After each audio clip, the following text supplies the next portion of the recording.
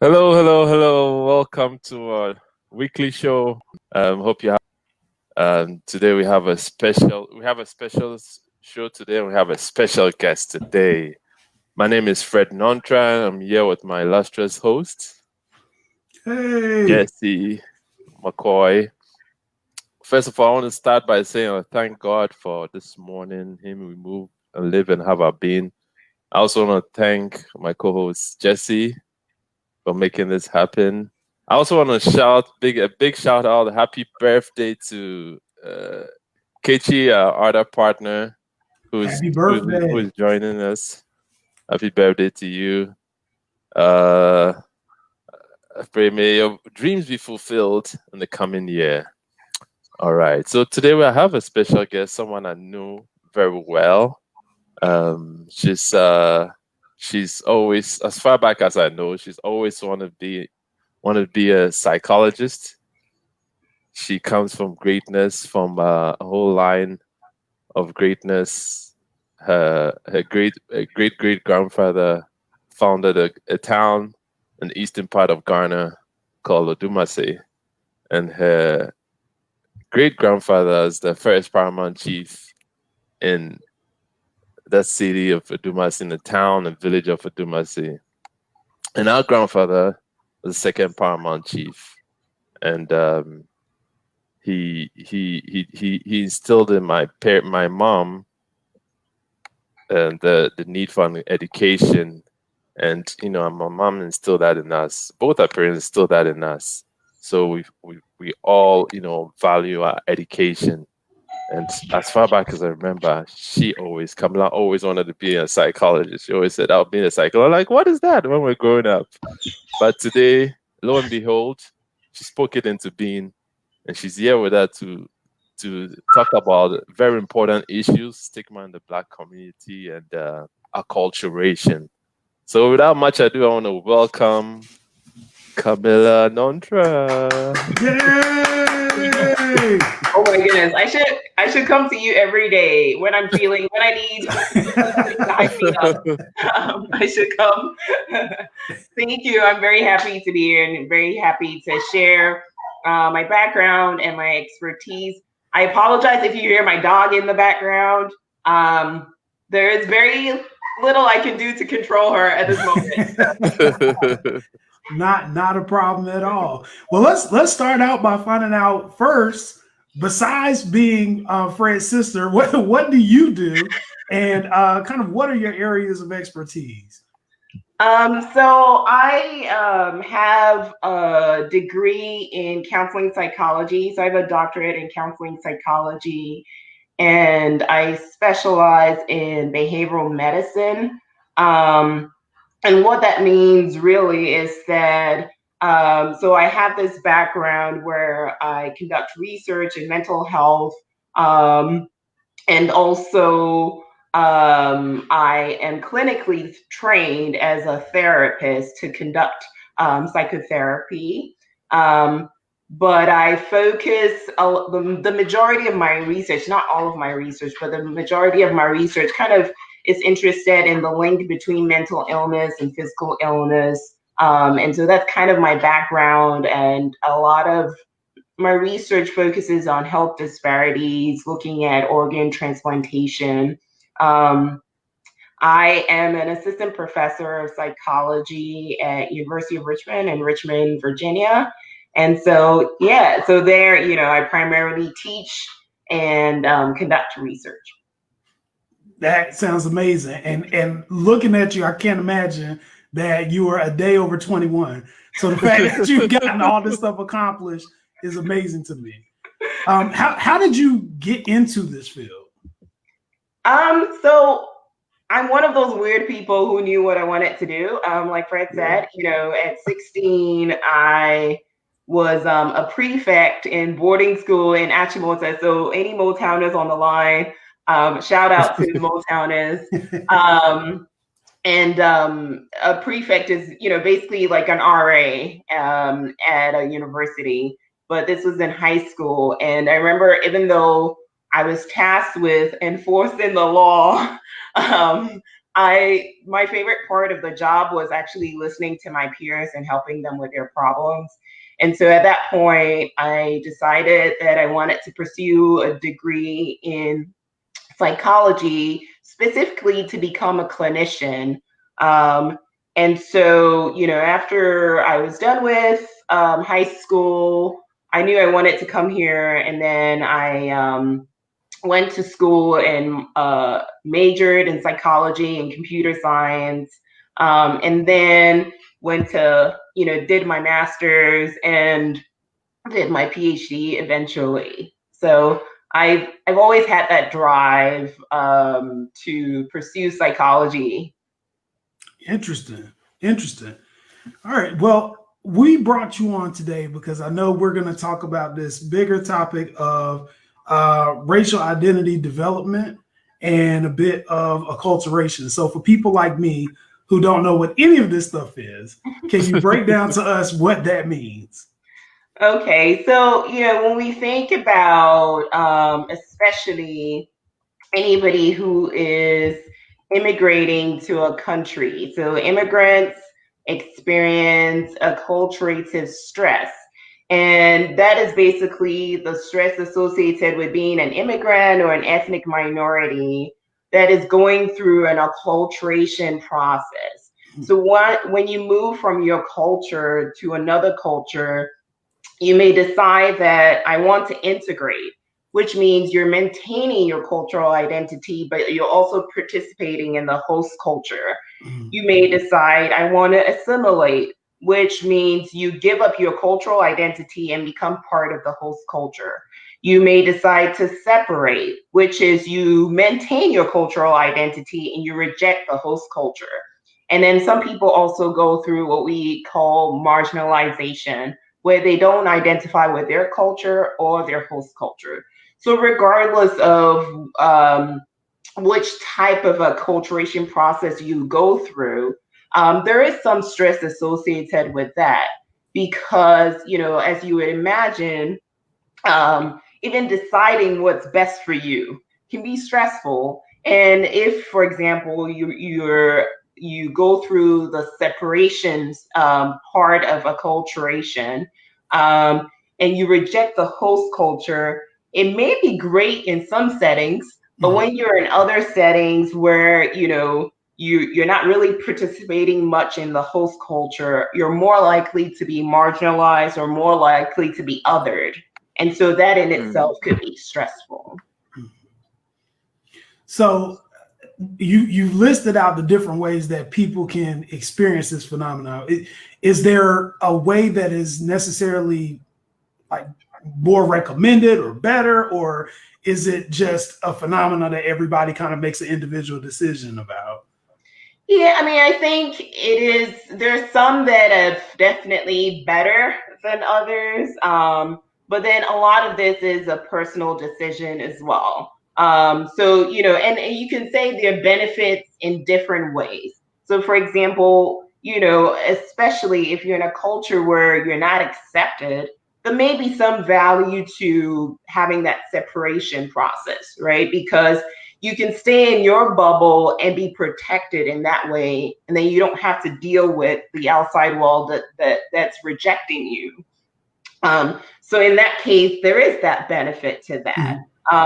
But there may not be a benefit, for example, if let's say you leave that group and you're, for example, maybe you go to college and you're mixing with a lot of different people and you don't have the skills to navigate what it is like to exist in the host culture, then you may experience more of a struggle. I'll say for me personally, I think integration has some benefits because you're maintaining that cultural identity and you're learning to participate as well.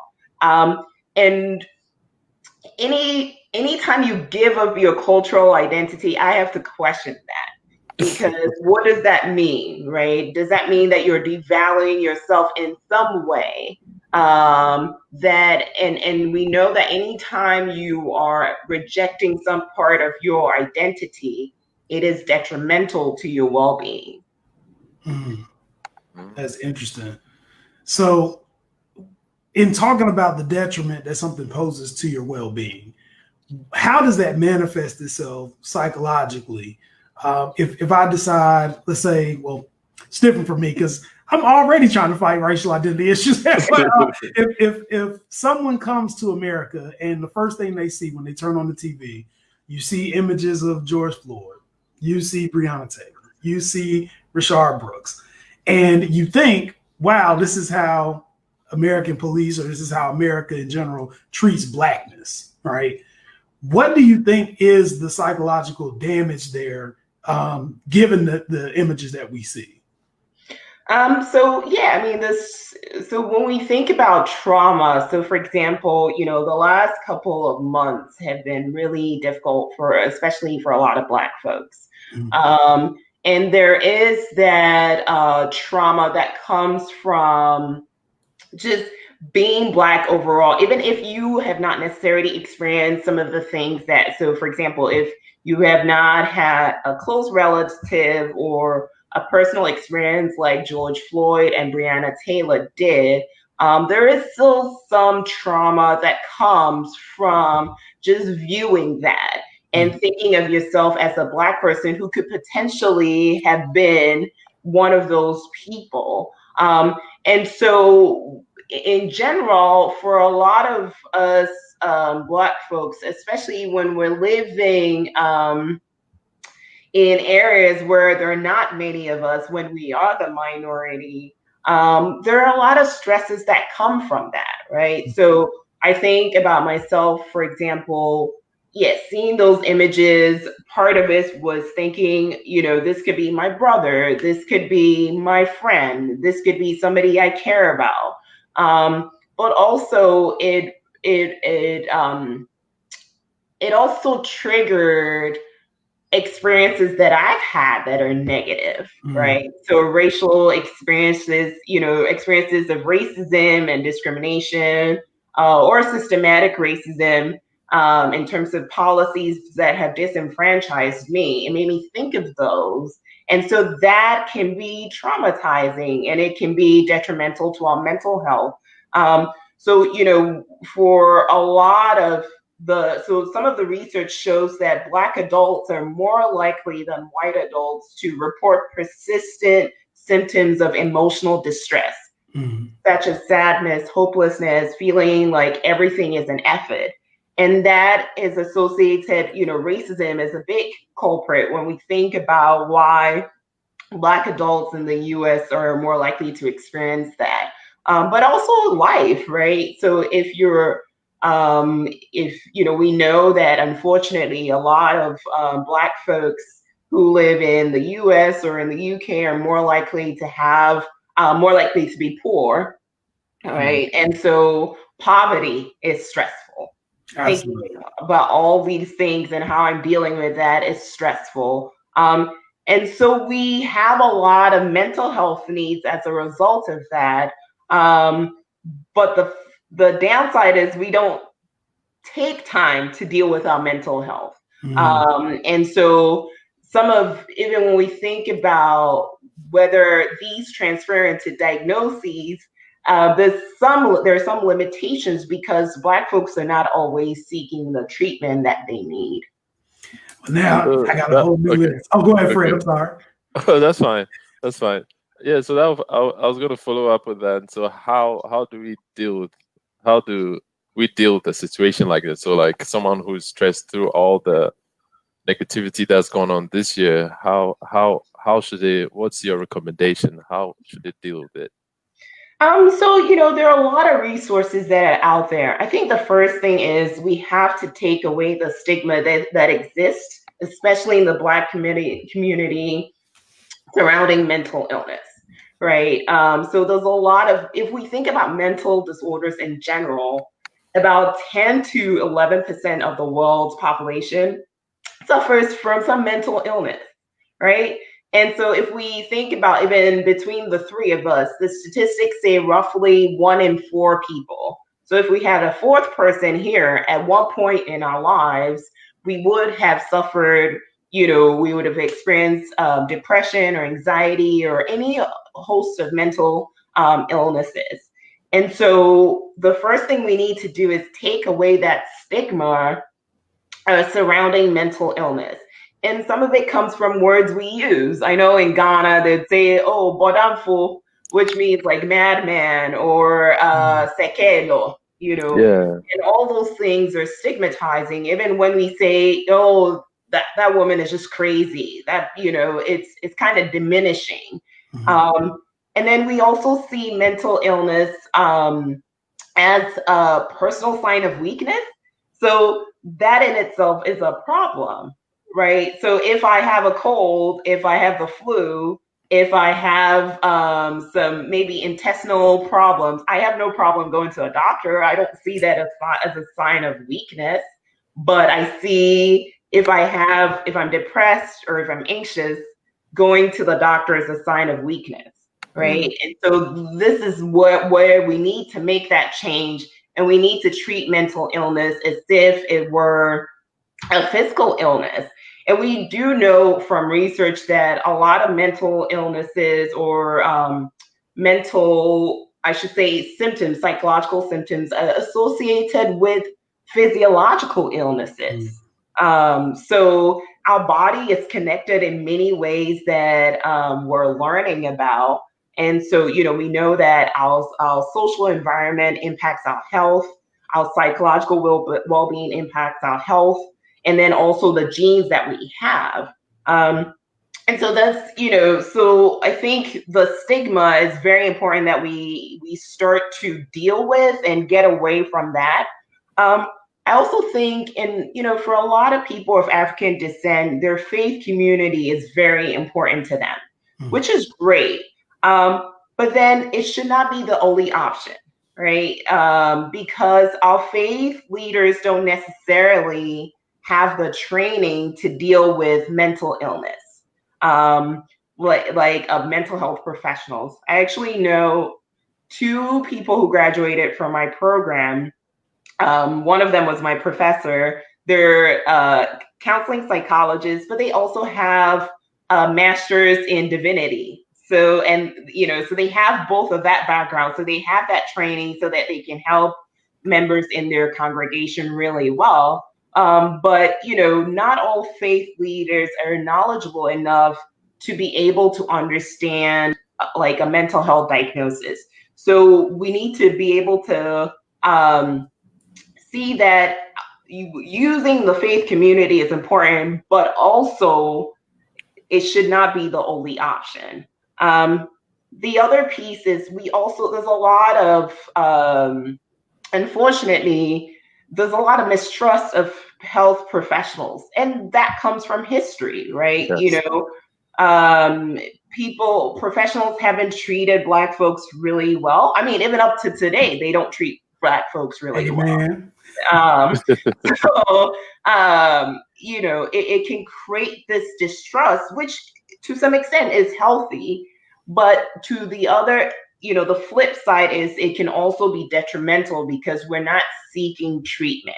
And so that's why, even with a lot of organizations, there's a push for seeking Black therapists and specifically focused on Black mental health.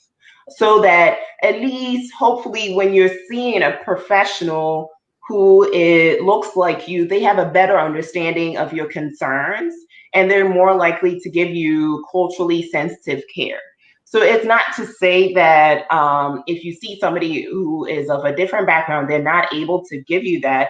But this is something that unfortunately, as a Black person, you have to do a little bit of research. So that if you're seeking treatment, you're seeking it from somebody who has expertise dealing with people who look like you. I know that I even do that with my providers, right? So I switch gynecologists from a white doctor to a Black doctor because I'm aware of some of the problems that are associated with women's health, Black women's health, especially when it comes to maternal care and so on, right? But also, I didn't have a good I didn't like the way she responded to me, right? My interaction with her was not great. So I was like, I'm going to look for a sister. And it was a better experience for me, right? So, so I think that's the first step, is being aware of what are the barriers associated with us seeking mental health. How do we overcome these barriers? And later on, I'll provide a little bit of knowledge about what you should look for if you're planning on seeing a psychotherapist.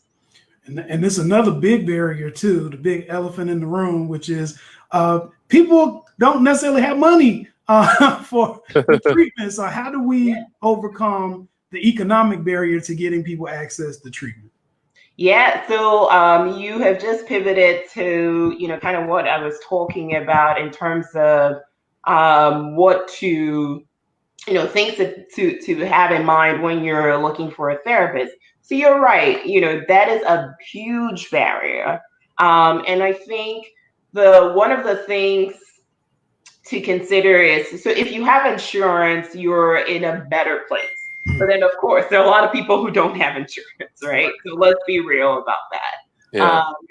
And so if you have insurance, if you're looking for a therapist, you can see what they take. And a lot of them will list the types of insurance they take. And some therapists will do pro bono work as well.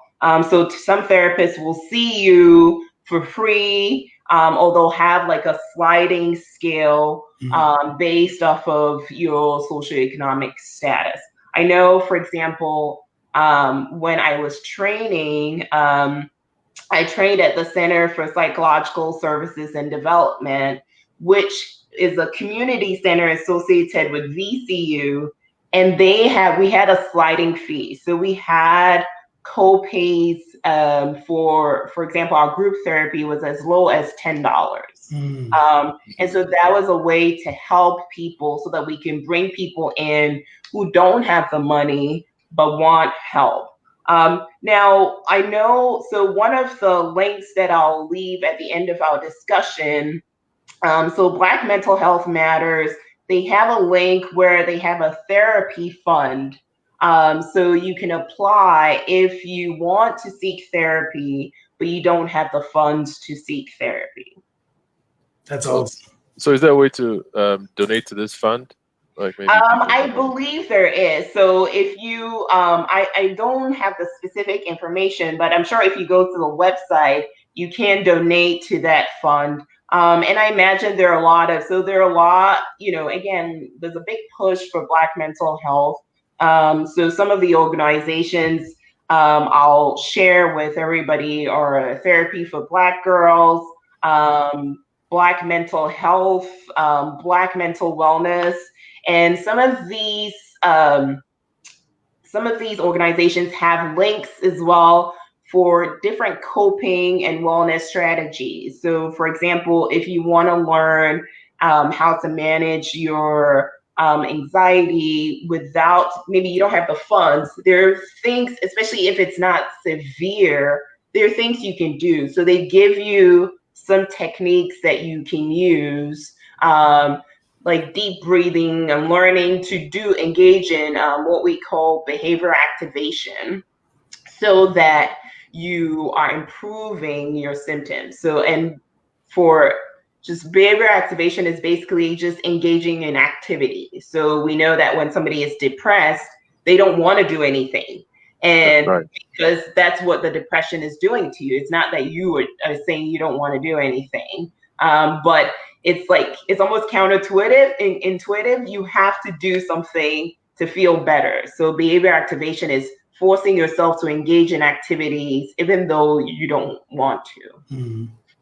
Okay, so the link she spoke about, everybody, it's I shared it earlier.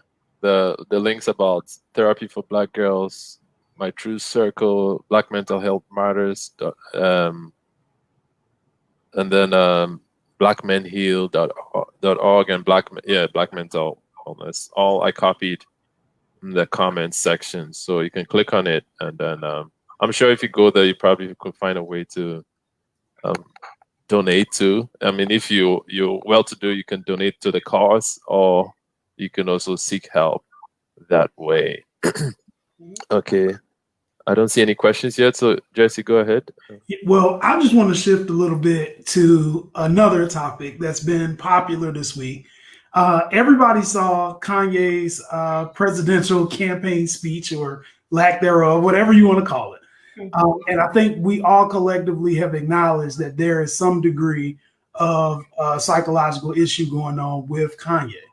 One of the concerns that I have, as a Black American, is this for Kanye is becoming quite frequent, and it leans towards almost a situation where he's aligning himself just to be pro-white, right? He's aligning himself with Trump. He's wearing the MAGA hats. He's saying Harriet Tubman didn't do what we all know she did. So I'm wondering, this concept of a minority assuming a pro-white attitude, I know you've talked about this earlier. Can you explain to us what the impact of that would be?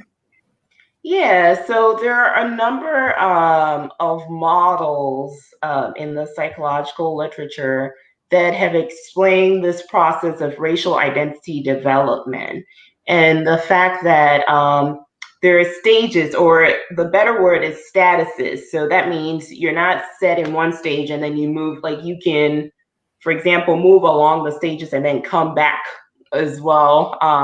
Or you can be in one stage at one point in time and jump to another stage. But there's this whole concept of identity development. So, for example, when I think about myself, I didn't necessarily think of myself as a racial being until I came to the US. Because in Ghana, I didn't have to think about my race, right? And so, the racial identity development talks about all the different statuses. So, for example, the initial status is pre-encounter.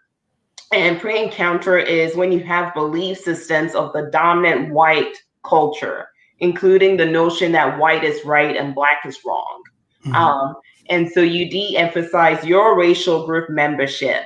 So for a lot of Black people, they may have these pre-encounter attitudes, and it could be some of what's happening with Kanye, for example. And in this, the literature shows that if you're experiencing it, when you have these attitudes, it is psychologically detrimental to your well-being.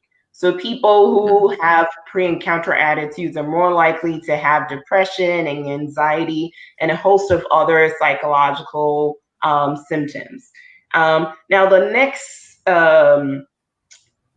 stage is the encounter stage. So, let's say, for example, somebody who lives in Ghana has never, has always kind of thought, oh, white is right, everything white is good. And then they come to the US, and there are a series of events that, let them acknowledge the impact of racism, right? So maybe they have, they're pulled over and they're treated really badly in front of their white friends. And they're like, what?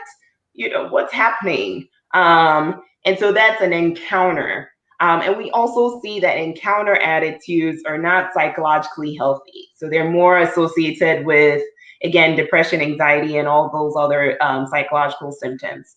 Then that person may say, that experience may kind of like shake them. And they may experience a period of time where they immerse themselves in Black culture and understanding their Black identity. So that's the immersion or immersion stage. And so during that stage, they're surrounding themselves with symbols of their racial identity. So maybe they may, be wearing like their African attire the whole time, or, everything is very like, Black power.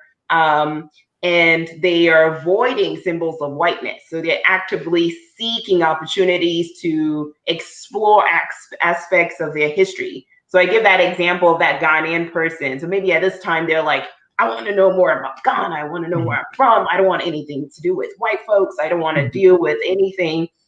And even though this stage is maybe seen as like a conscious stage, it's still, the person still hasn't quite arrived.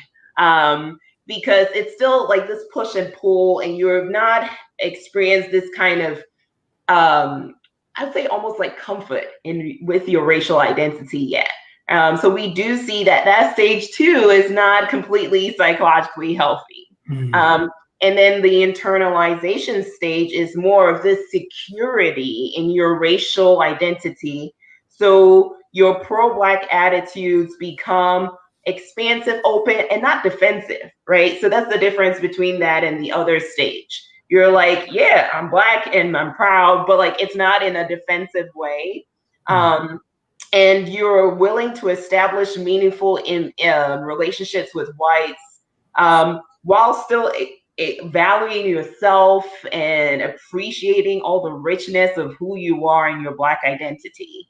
And so that stage is a more psychologically healthy stage in racial identity development. And then there's the final stage, which was added after the fact, which is called the internalization commitment stage. So at this point, you've internalized, you're kind of secure in your Black identity. You feel good about being Black. You're not trying to be white in any way. But you've also found ways to translate your personal sense of Blackness into a plan of action or a commitment, to the concerns of Blacks overall, right? So at this point, you're not just saying, I'm fine with who I am, but you're also, how do we make the Black community better? How do I impact my community? So that is, that's one of the models that's been used to describe the experience of developing one's racial identity. That's awesome. That's awesome. And I want to, just because the whole point of this show is kind of to bring back all the different branches of the diaspora, I want to emphasize a point that you made earlier where you said in Ghana, you didn't think about race, right? Because I'm trying to encourage people, including myself, to be able to get our money together and travel outside of here. For people from America, it is very difficult to even conceptualize knowing that you can go outside of your house and go to the store, not be confronted by Karen at the store trying to call the police on you, not being confronted by somebody who doesn't want to wear a mask during COVID-19, not be confronted by police who want to stop you on the way to work. And they have to deal with the microaggressions at work that you have to deal with, all to come back home. And maybe you're able to absorb that, maybe you can't. So to the people who have the means, certainly we want to recommend that you go out. Don't just go and travel and say it's fun, but also go and travel, make connections, build relationships, even using our Pan-Africana platform. Meet new people, talk to folks, and find out kind of how life is different. You may decide that you want to change your mind altogether and relocate. A lot of people have done it. So I just want to make sure we plug that. Yeah, that's a good point. Exactly.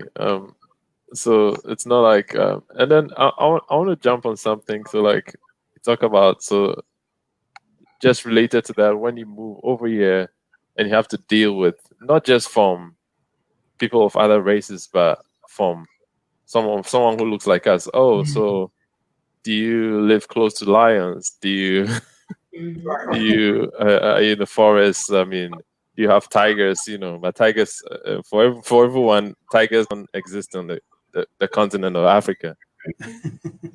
How do you deal with that?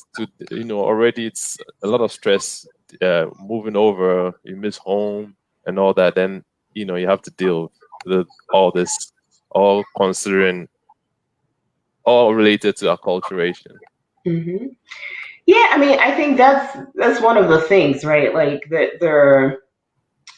I think this only emphasizes why Black folks need to prioritize their mental health, because there are a lot of stressors, right? So if you're Black living in the US or Black living in the UK, there are a lot of stressors to do with just being an adult, or it's also being an adolescent or whatever, just being a human being. And then you add socioeconomic stressors, you add racism, and then also for somebody who is immigrating to, let's say the States or the UK, then you have to deal with the acculturation piece, right? So there are a lot of stresses that people, Black folks, can be susceptible to. And I think one of the things that this platform is doing is helping to breach that gap, right? Because there is a lot of there's this disconnect between people from the diaspora. And I don't blame people who live abroad from saying that, like, oh yeah, you know, lions and all of these things, because that's what they've been fed, right? Like, if you don't know, you don't know what to say. There's I think is it Maya Angelou who said, if you don't, like, forgive yourself for not knowing better, but when you know better, then you do better, right?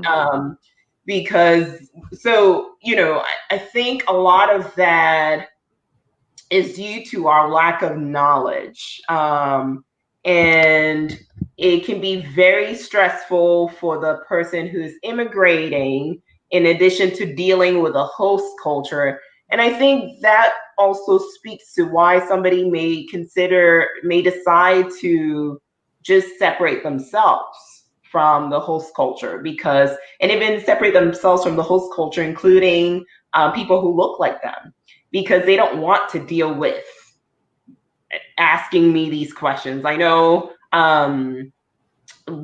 I've had, like, friends who've complained about, you know, being in settings. So I remember one of my friends a while ago was in a community college, and she was really doing well in her class. And the majority of them, I think it was majority Black students. And the Black professor was kind of unhappy that she, as the African, had topped the class, you know. And it's this, you know, it's this divide and conquer mentality that has been transmitted to us, that the only way we can overcome that is by being more knowledgeable, and knowledgeable about our history, but also knowledgeable about the importance of maintaining our good psychological well-being. Absolutely. Okay, so there are a few questions. I don't understand the first one, but is Kanye's situation remediable? This is from Michael Oyinkoro. Mike, good friend of mine. Mike. Oh, okay. So is Kanye's situation remediable? I don't really understand. So it's going to be fixed. Yeah. So what I would say is, if Kanye has been diagnosed with bipolar disorder, bipolar disorder is, again, this goes back to the importance of us removing the stigma, right? Because even in the mental health field, we're behind in comparison to a lot of physical health conditions. And it's because of this stigma. So there's the stigma that exists overall, and then the stigma that exists within the Black community. And, you know, with bipolar disorder, there are two types. There's bipolar 1 and there's bipolar 2. Bipolar 1 is more severe, and that's mainly because of the manic episodes. So the manic episodes, so what people are seeing, obviously I'm not his clinician, so I can't really say for sure, but what people are saying is that, like, when he's been doing some of these things, like his recent rally, he was going through a manic episode. With the appropriate treatment, it could be, what's the word to use? It could be managed, right? I don't know that he can ever become, for lack of a better word, not bipolar, but it can be managed. It can be difficult to manage, and it's one of the mental health conditions that are more difficult to manage. But you know, I in my experience, I've worked with people who have been able to manage it pretty well. They may have some episodes where, you know, kind of things are not going so well for them, but overall they're able to manage it pretty well. But again, it just speaks to the importance of us prioritizing mental health, because I think if we had prioritized mental health like we have some of our physical illnesses, maybe we would have a cure for bipolar. Who knows? Yeah. Yeah. And Okay, another question by Kichi. It says, I'm interested in learning tips to support Black women's mental health. Okay. I shared the link again. But Yeah. Mhm. So yeah, so those links can be really helpful in terms of resources. I think the important thing is us being able to think of therapists as we would think of our doctors, right? So if you need help, please go to see a therapist. There is no shame in, especially if you have the resources, there's no shame in seeing a therapist. I mean, think about it. You're going to speak to somebody who is not going to judge you. You don't have to worry about that. You can tell them whatever is going on with you, and then they can give you some tips to make your life better, and you can vent without worrying about like your friends saying, "Oh, I'm tired of hearing you complain about the same thing." That's like perfect. So I will say that if you do have the resources, make sure that you are seeing a therapist. And it doesn't have to be, I think also a lot of times people go see therapists when they're in dire need. It doesn't have to be that way, right? Like I think about myself and I think about a lot of people who are in academia, a lot of them see therapists because academia is stressful. Amen.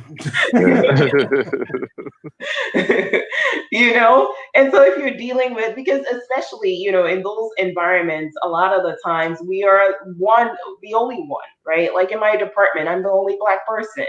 And so even if people are not being overtly racist, other policies that are racist that kind of disenfranchise you, right? And the stress of dealing with that. I know I've been on the phone with my friends like crying about something that happened at work, and that's another thing, you know. I think also supporting each other, so Black women supporting each other, creating spaces where people can feel free, people can feel welcome, and if you have any comments, you know, if you don't have anything good to say, please don't say it, right? Because that could just magnify somebody's, you know, this stress. So I think having support groups, social support is amazing. And if you have good support from you know, whether it's like your friend group, your faith community, or whatever, that is amazing.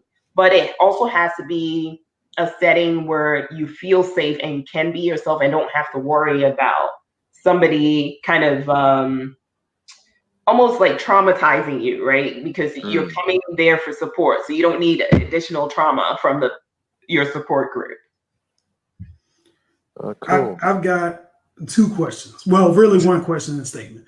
So as far as the Kanye situation, I think one of the things that exacerbates the problem is Kanye is very wealthy and he has a team of yes people who want to get access to the money. So things like, you know, even the concept of how do you set up a presidential campaign in South Carolina when you haven't even filled out the paperwork? Like, how do you think like that? Becomes something that is relatively easy for him because there are people who do it for him, not fully understanding what he's dealing with. But I guess in hearing you analyze all of this stuff, what I see from my perspective is I am concerned because you are an expert and you know all these things that are going on and you're dealing with people who are dealing with all these things. How do you personally process carrying your own stuff, your own baggage, your own conflicts, your own concerns, and adding to it the formula of everybody else's concerns and the actual study of it all together? How do you manage to do that and still be so cool and laid back? Well, that's the thing. Like, you have to learn to set boundaries, right? Mm-hmm. So, so for example, especially, you know, right now I'm not conducting psychotherapy, but when I was, but I still, you know, counsel like my students and stuff like that, right? And it's important for me to be present when I'm with them, but it's also important for me to disengage. And not and it's easier said than done. I'm gonna admit, right? Because sometimes, I mean, part of caring about somebody too is sometimes you hold those things. But I think with time, I learned to set boundaries and to disengage, and to also be aware when I need support. So I have a you know, like an amazing group of people that I can talk to when I need support, and they allow me to process my thoughts without feeling any judgment or anything like that. Also, when I know that I need to see a therapist, I do that, right? And it's there's a reason why when you're on a plane, they say secure your life vest before you secure somebody else's. And I think when you are in any profession, especially in a caring profession, it's very, very important that you take care of yourself, because you can't give to other people if you don't have it in you. If you're not doing well, you can't give to people. So making time to prioritize my own mental health has been something that I have learned to do.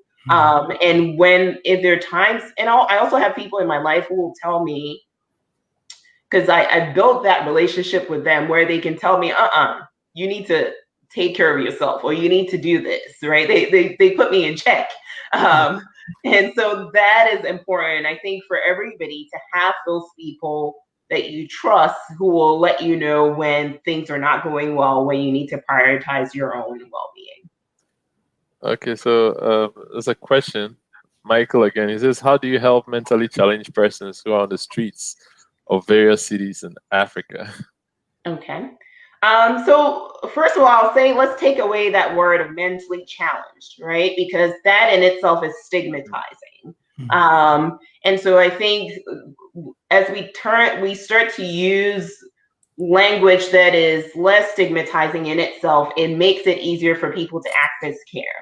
I think a lot of people who are on the streets in Ghana, part of the problem is we don't have good infrastructure for dealing with mental illness.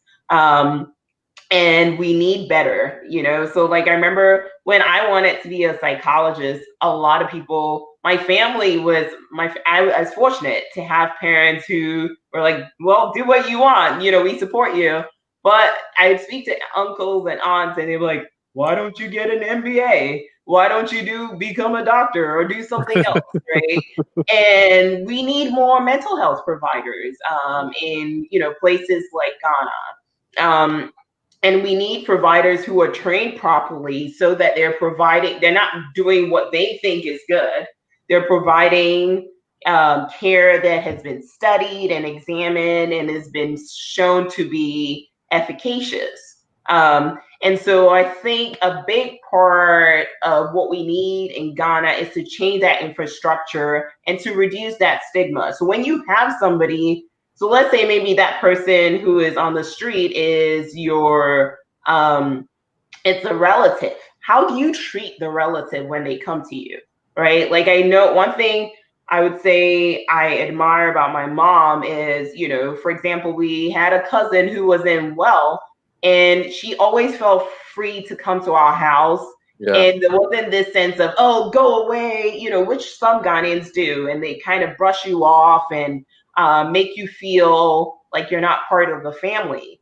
And I think we need to make people who have mental illness, we need to make them feel like they are part of our family and not stigmatize them any further. Because then they're more willing to, so if you say, hey, you know, maybe we should go see this person, they're more likely to do that than if you are treating them badly in the first place. All right, so they have more comments and questions on extreme need in our communities during this horrific pandemic. The psychological, mental, and emotional health of our people aren't priority during this pandemic, just financial. This is from Zakia. And then, thanks for your comments, Zakia. Thanks for your support. You cannot pour from an empty cup. And then Habiba says there's a lot of stigma with that here in Africa, and exactly as Camilla addressed earlier. And then Zakia again, I just had this exact conversation with John Mendes on yesterday. How do we address these real needs? That's a broad question, I guess. Yeah. And, so and then, what I'm hearing though also is a tremendous opportunity for us within our own diaspora to build up. I know we have a lot of people, particularly here in the United States, who are Black and who are counselors. And oftentimes we are looking for people to assist, but it's hard because, you know, folks in the community don't necessarily know that these folks are working in this space and exist. Now, what we're realizing from this wonderful conversation this morning is that, you know, counseling doesn't have to be localized, right? So we can have people who are able to talk to people, and especially now with COVID-19 and everything being driven through telecommunications, you've heard about this emergence of like telecounseling, right? Where people call in and they get a professional counselor, hopefully who understands them and can talk to them about what they're dealing with and help in those situations. But if there's an opportunity here for us to build on this in a more global perspective, then we by all means should be able to set the apparatus up. We don't have to wait for, you know, Western theories or white America or white supremacy or whatever to set up an apparatus or infrastructure for us to exchange that kind of information. So one of the things I want to make sure we do is always show for people who are viewing and who may be engaged in this space, opportunities for them to step up to a different platform and help out across the board, because it looks like all of us are dealing with something. And I think we've got, okay, it says yes, a tremendous opportunity. Okay, so I'm getting co-signing. So I must be saying something. Yeah. So, Yeah, that's an excellent point. And I think also, you know, when it comes back to one of the problems that is, or one of the barriers to mental health, right, or to seeking mental health for Black folks is that it's not culturally competent. And if we don't have more of us doing this work, how do we study this? How do we find these culturally competent practices that work, right? Because, you know, especially for somebody like me, I'm a researcher, so I don't just want something, you just to do something else. I want it to be evidence-based. I want that to be some research backing it up. And if we have more people who are studying these things and more people who are invested in these things, then we can find what works best for us, right? So what works best for somebody who maybe is in Jamaica, and the type of therapy that we conduct here may be very westernized and not work for them. So how do we find therapies that would work for that person in Jamaica, so that they would be able to live a very fulfilling life? That's right. Habiba says a lot of the facilities here treat them in an inhumane manner. Yeah, and I think people need to start getting arrested for that. You know, the law needs to be. We need to crack down on that. You know, and then. Okay. I think that's not even just localized there. I think that's everywhere. One of the areas of law that I practice is helping people who have been accused of these different abuses. And in a lot of these situations, what we come to find out is the facilities are grossly understaffed for the amount of patients that they're treating. And they put expectations on employees, typically who are low wage earning employees. They put expectations that are almost unrealistic. So I know I had a client who was dealing with 45 people to his one supervision. Like, wow. That's just not possible. So what we need to do is we have to always explore, particularly if these are facilities that are not like state-sponsored facilities, but they are private facilities that are generating income and revenue from stuffing these rooms with people and pretending as if there's not going to be family involved in visitation or anything like that. If you do have somebody who is being housed in a facility like that, please visit them. Please check on them. Please make sure that the healthcare that they're supposed to be receiving and the medicine they're supposed to be receiving is actually being done. but we also need to crack down on the corporate entity itself as to how they choose to do business, particularly when it comes to communities like ours. Okay. I see a familiar face. Ida. I agree with Camilla. Stigmatization is a big issue. The need for proper health infrastructure and trained health professionals to help with the issue. Good education, Camilla. I never knew a Valerie either. Okay, so any more questions? Should we go to our trivia? We have a little trivia at the end of our show. Any final thoughts, Camilla? So the last thing I wanted to say is just some things to consider if you want to see a therapist and if you want to see a Black therapist. So, if you don't necessarily have a preference, or anyway, depending on where you are, there may not be Black therapists, but you can also look at their specialization. So when you see a therapist profile, examine what they've done, because they will write on their profile. So who do they work with? What are their expertise? What types of therapy do they conduct, right? So all of that can be useful in knowing whether they would be a good therapist to you. But also there are a lot of these links that will be shared with you have access or show you how to get access to Black therapists who can help you, who are qualified and well-trained. Also think about, even in seeing a Black therapist, think about what is their specialization. Do they use evidence-based psychotherapy? So these are therapies that have been researched and found to work really well for certain conditions. Who are the populations? Who do they work with? So do they have expertise with children, with couples? There are some therapists who specialize in spirituality. So if you want to see a therapist who has uses maybe some spirituality as part of their psychotherapy, you can do that. If they specialize in grief, trauma, all of these are important things to know when you're making your decision.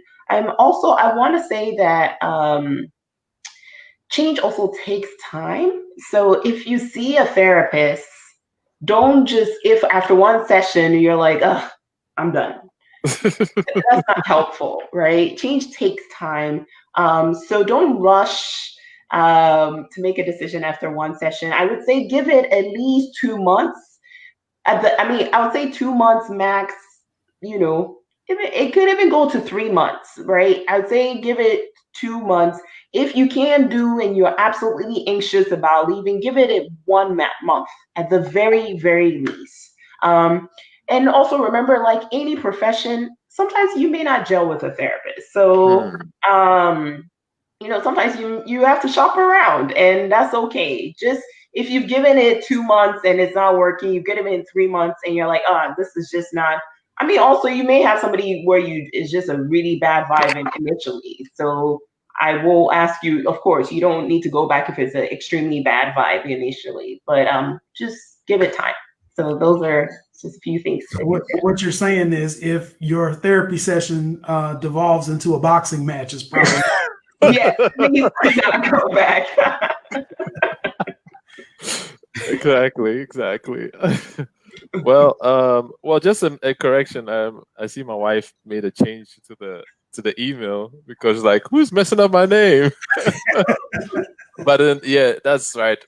Now we have to write a letter to University of Richmond. You don't mess up our name, especially.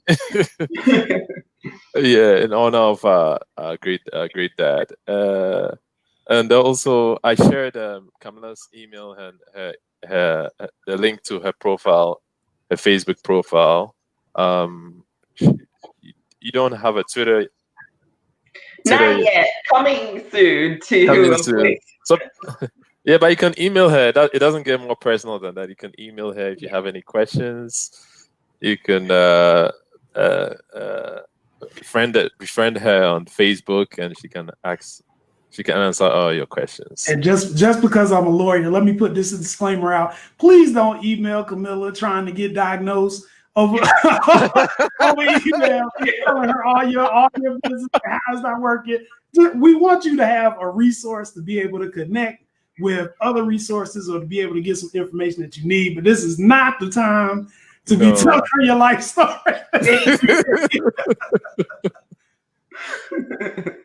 Okay, Zakia has a comment. This is a major issue in our community. We cannot ignore the seriousness of our holistic health. A close friend and I were discussing our challenge and situations supporting our children. Yeah, so we probably got to bring you on for a whole nother conversation about how all of this is impacting the kids, because we got kids out of school, we got kids watching TV, asking questions about what they see, and so I know there's no way we're gonna fit all of that time today. Okay, yeah. Dr. Gertrude says, right, I was just about to say that. Don't email her trying to get diagnosed. All right, so that's our show. We try to bring some humor into it. We don't want to be all serious, although we're all serious people, yeah. Okay, so to our trivia. Oh, we should get a thing. How many countries are on the continent of Africa? Now we're going to give you 10 seconds. Then I'll let Jesse answer the question. 10, 9, 8.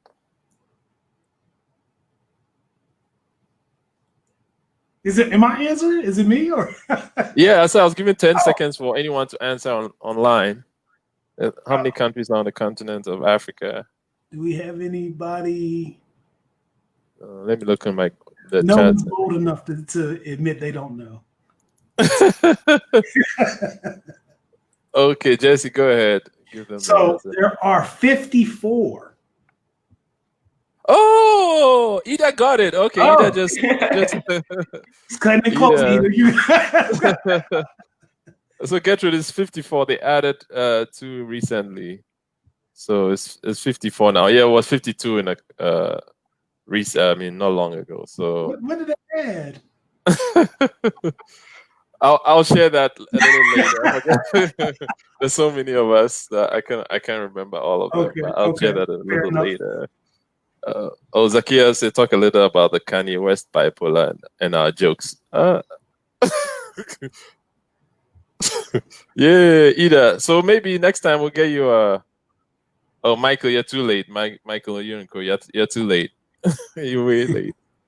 Okay, and then the second question is, what is the largest? When I say largest, I mean the most populous country on the continent of Africa. That is a gimme, and I'm going to give you 5 seconds for that. Michael, this is your answer, Michael. 3, 2, this is yours. 1.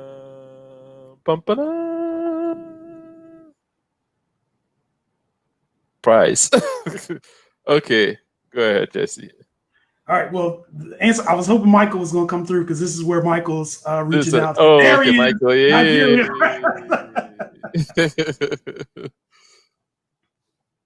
And good then our third question will be. Let me pull it up. Yeah. Smallest country by population on the continent of Africa. Yeah, Habiba, Niger. Okay, this is a little harder, so I'm going to give you 12 seconds. 12, 11, 10, 9, 8, 7, 6, 5, 4. I'm going to give a clue. No, it's not Eritrea. No, it's not Ghana. Oh my goodness. It's not Liberia either. Okay, Vet is close, Ida. Ida is trying to get all the prizes. My goodness. Okay, I'll take that answer. It's Seychelles Island. Now that's a good place to go on vacation for. I mean, let's not stop going just to Bali and Asia and all the other countries. Seychelles is a good place. Check out the pictures. Check out no, it's not Madagascar. It's not Madagascar, Michael. It is Seychelles. Yeah, Seychelles. Check out the pictures. They have beautiful beaches. Beautiful hotels. Friends of ours are missionaries over there. It's a really great place. Okay. Good topic. I've never joked about this condition, but yes, a larger conversation has to be had about that. Okay, that's Gertrude accent. Gertrude commenting. Okay, the fourth highest mountain in Africa. Now this is also a 5-second one. This is easy. 5, 4, 3, 2, 1. Ta-da. Oh, that's disappointing. Okay, Camilla, give them this one. Maybe it's the connection speed. Kilimanjaro. Kilimanjaro stands at about 20,000 feet. It's 19,000 extra, but about 20,000 feet, the highest point in Africa. So there's snow on that. All those of you who say there's no snow in Africa, there's snow on Kilimanjaro. It's almost as high as Michael Jordan can jump. So okay, Ida, this one you're a little too late. And then the largest island in Africa. You can go, Michael. Michael. Largest island in Africa. 5, 4, 3, 2, 1. All right, give it to them, Jesse. Madagascar. I thought Madagascar. There Michael, he is. you're a little late. Okay, he said it almost at the same time he released, so we'll give that one to Michael. So, good job, Michael. Good job, Michael. So this is it. There we have it. We just had a wonderful show, and I like y'all's engagement. Thanks for joining us. Okay, yeah, Zanzibar is another nice place to visit, Ida. Yeah, Zanzibar is good. It's in Tanzania. Thanks for joining us on this. Thank you, Camilla. Wonderful. Yeah, thank Camilla. I gave her a week and she was able to deliver. We'll probably have her on sometime in the future, so look out for it. You can contact her. Thanks, Zakiya, for joining us. Thank you all. Thanks, Ida. Thanks, Gertrude. Thanks, Michael. Thanks, Ekechi. Biba. And then Biba, Jerry, Monique, Sarah, Grant Pickens. Thank you all for joining. Yeah, thanks for being such wonderful co-hosts. I should say our whole AfriScope community is growing, and we're going to continue having these conversations. It's really important for us that we know that there's greatness inside of us. Nothing wrong with mental health. All of us struggle with some kind of mental health issues. So contact Camilla. You can reach her, Nonterah without the H, at richmond.edu. Richmond, you gotta change this.